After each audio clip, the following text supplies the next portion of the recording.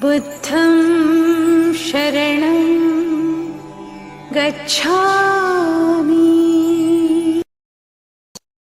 उस निर्माण ने, उस एक पवित्र ग्रंथ ने इस देश में रहने वाले करोड़ों लोगों की जिंदगी में बदलाव लाया। 26 नवंबर 1949 को भारतीय संविधान आज के दिन संपूर्ण हुआ और सौंप दिया गया। लागू हुआ 26 जनवरी 1950। पूरी दुनिया में रहने वाले भारतीयों को आज का दिन सेलिब्रेट करना चाहिए, लेकिन एक विश्वास के साथ इस बात को बढ़ावा दिया गया कि संविधान से कुछ ही लोगों को अधिकार मिले। ये एक षड्यंत्र था। तो मैं सबसे पहले तो संविधान दिवस की आप सभी को बहुत बहुत बधाई और हार्दिक मंगल कामनाएं पेश करता हूं, क्योंकि ये संविधान है तो जीवन, अधिकार, स्वाभिमान, सम्मान, बहुत सारी चीजें। लेकिन अब मैं जब बोलने पे आ गया हूं तो शुरुआत पिछली चीजों से करता हूं। तो आज का ये सफल प्रदर्शनी प्रोग्राम, इसके आयोजक दिल्ली की पूरी कमेटी, हमारे नेता महेश महवाल जी, हमारे नेता जयंत साहब, हमारे नेता हिमांशु वाल्मीकि जी, यहाँ जो इस मंच पर अभी उपस्थित रही मेरे सामने जो है हमारी leadership, senior leadership, Sikandar Qureshi ji और एमएल तोमर साहब, मेरे निवेदन पे यहाँ पहुंचे भाई डॉक्टर कफील खान साहब, छोटे भाई कनिष्ठ जी, आफ्ताब जी, विशाल जी, retired DSP CO Kalyan Singh ji, mission 78 के राष्ट्रीय संयोजक अशोक कुमार जी, और भी वो साथी जब दिल्ली में हम पहली बार आए थे तो इस आंदोलन को आगे बढ़ाने में हमारे साथ रहे, वो तमाम लोग, जिनमें मंगत राम पहलवान जी, अन्नी भाई, सैंसर भाई, नामों में बांटना तो नहीं चाहते थे, लेकिन कहते हैं कि नाम लेने से प्यार बढ़ जाता है, इसलिए नाम ले रहे। चौहान साहब यहाँ बैठे हुए हैं, ये छोटा भाई बैठा हुआ है ऋषि। बहुत सारे लोगों को तो हम नाम से जानते हैं, जैसे बहुजन मीडिया से जो लोग हमारे बीच हैं, भाई सुमित जी, जो हमेशा आलोचनाओं का शिकार होते रहते हैं जब हमारे बारे में कुछ चला देते हैं। छोटी बहन मीना कोटवाल जी का जो चैनल है बुकनायक, उससे आई हमारी बहन बबीता जी। और क्या गजब की इनका ना काम मैंने देखा कई आंदोलनों में। जब दिल्ली में वो 9 साल की बच्ची वाला नागल वाला मामला हुआ तो बारिश में भीग भीग के लोग पत्रकारिता कर रहे थे, असली पत्रकारिता, चाटुकारिता नहीं, पत्रकारिता। लोकतंत्र के चौथे स्तंभ की असली वैल्यू बता रहे थे। तो करुणा के सागर तथागत गौतम बुद्ध, संत श्रोमणी सदगुरु रविदास जी महाराज, भगवान वाल्मीकि महाराज, गुरु नानक देव, संत कबीर, भगवान महावीर जैन, गुरु घासीदास, और भारत में सामाजिक परिवर्तन के जो नायक और नायिकाएं रहे, राष्ट्रपिता ज्योतिबा फूले, मां सावित्रीबाई फूले, मां फातिमा शेख, मां झलकारी बाई, मां जीजाबाई, मां रमाबाई, मां अहिल्याबाई होलकर, मां फूलन देवी, मां उदा देवी पासी, मां अवंतिकाबाई लोधी।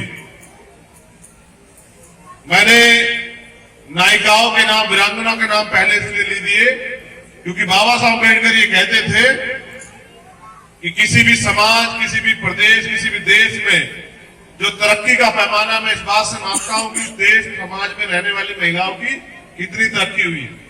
इसलिए मातृशक्ति, महिला शक्ति को सबसे पहले याद करना पड़ेगा, क्योंकि वो है तो हम हैं। अगर हमारी मां ना होती तो क्या हम होते? क्या कभी नहीं। और वो क्या क्या सहती है उसका अंदाजा पुरुष प्रधान समाज में नहीं है, पुरुषों को तो बिल्कुल नहीं। एक मां के रूप में, एक बहन के रूप में, एक बेटी के रूप में, एक पत्नी के रूप में पूरी जिंदगी वो सिर्फ सेवा करती है। शायद वो कभी अपने लिए जी पाई, शायद कभी उसने अपने खुद के फैसले कभी लिए हो, क्योंकि फैसले लेगी कैसे? जब छोटी होती है तो बाप के हिसाब से चलना पड़ता है, जैसे पिताजी कहते हैं क्या पढ़ना है, नहीं पढ़ना है, कहाँ शादी होनी है, परिवार तय करेगा। जब बड़ी हो जाती है तो शादी से पहले तो भाई और समाज तय करता है कि ये कहाँ शादी करेगी, क्या पहनेगी, कहाँ जाएगी, रात में जाएगी, दिन में जाएगी, कहाँ घूमेगी। ये समाज और भाई और पिताजी तय करते हैं। फिर जब पिताजी और परिवार की मर्जी से शादी कर लेती है तो वो क्या करेगी, पढ़ेगी, लिखेगी, नौकरी करेगी या नहीं करेगी, या हाउसवाइफ रहेगी, या उसके बाद किससे बात करेगी या नहीं करेगी, इसके फैसले करते हैं उनके पति और उनके ससुराल के लोग। फिर एक जीवन का नया पड़ाव, एक नया जन्म होता है जब वो किसी बच्चे को जन्म देती है, और जन्म देने के बाद उस बच्चे को वो पालती है। पहले 9 महीने पेट में रखती है, उस दर्द को, उस बोझ को सहती है, लेकिन वो कभी बोझ नहीं मानती उसको। लेकिन उसके उस जीवन के बाद उस बच्चे के साथ रात रात जागती है, वो उस खुद गीले में पड़ती है, उसको सूखे में पड़ाती है, अपने हिस्से का अपना खून जो है ना उसको पिलाती है, तो वो बच्चा पलता है। लेकिन अजब सी व्यवस्था है भारत की कि जब वो बच्चा बड़ा हो जाता है तो वो उस माँ को पूछता है कि तू है कौन। ये व्यवस्था बड़ी गलत है, नहीं होना चाहिए, नहीं होना चाहिए। महिलाओं को बराबर की आजादी मिलनी चाहिए, क्योंकि उनका भी योगदान इस देश की तरक्की में होना चाहिए। नायिकाओं को याद करने के बाद, राष्ट्रपिता ज्योतिबा फूले के बाद छत्रपति साहू जी महाराज, छत्रपति शिवाजी महाराज, पेरियर रामास्वामी नायकर, पेरियर लल्ले यादव, परम पूजनीय विश्व रत्न डॉक्टर बाबा साहब अम्बेडकर,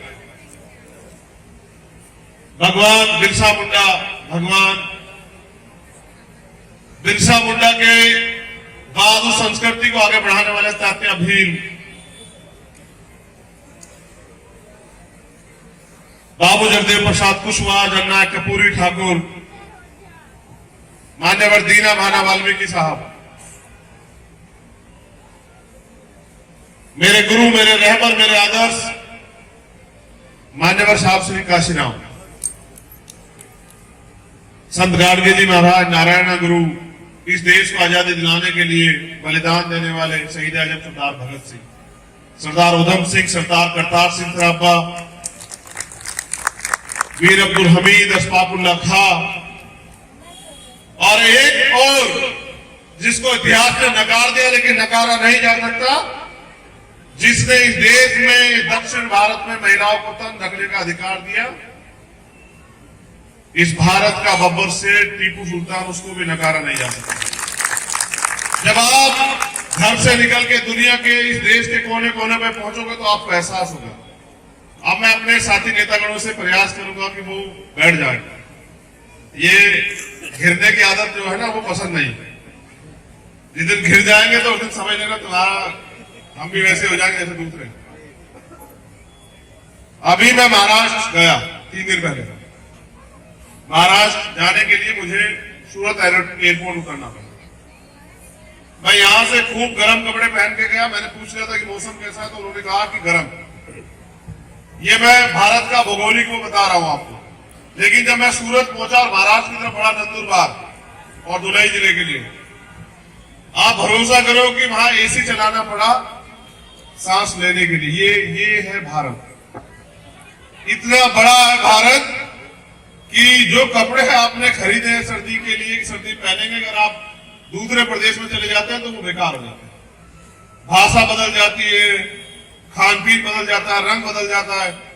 एक कॉन्सेप्ट बड़ा गलत है गोरे काले का। ये हमारे आंदोलन में नहीं होना चाहिए। किसान भी कहते हैं कि भाई काले कानून वापस करो, नहीं, गलत बात। आदमी काले रंग को सबसे ज्यादा पसंद करता है। बाल उसे काले चाहिए, सफेद हो जाते हैं तो डाई कराता घूमता है। जूते उसे काले चाहिए, जैकेट उसे काले चाहिए।